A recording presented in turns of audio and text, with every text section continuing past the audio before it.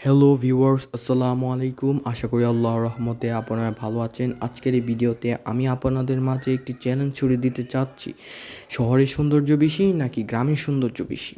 আজকের এই দিনে গ্রামের থেকে শহরের মানুষ বেশি সুযোগ সুবিধা পেয়ে থাকে, কিন্তু গ্রামের মানুষ শহরের তুলনায় কম সুযোগ সুবিধা পেয়ে থাকায় জন্য গ্রামের মানুষ উন্নত চিকিৎসা এবং উচ্চতর শিক্ষার জন্য শহরে চলে যাচ্ছে। ফলে শহরে জনগণের চাপ বাড়ছে।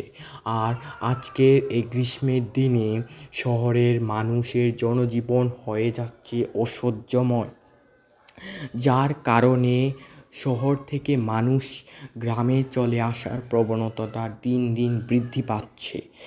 ফলে গ্রামের জনসংখ্যাও বৃদ্ধি পাচ্ছে। মানুষ একটি নতুন পরিবেশে এসে নতুন একটি পরিবেশের সৌন্দর্য, মনোরম দৃশ্য এবং এর চারপাশের প্রকৃতি দেখে আকর্ষণীয় তা অনুভব করছে।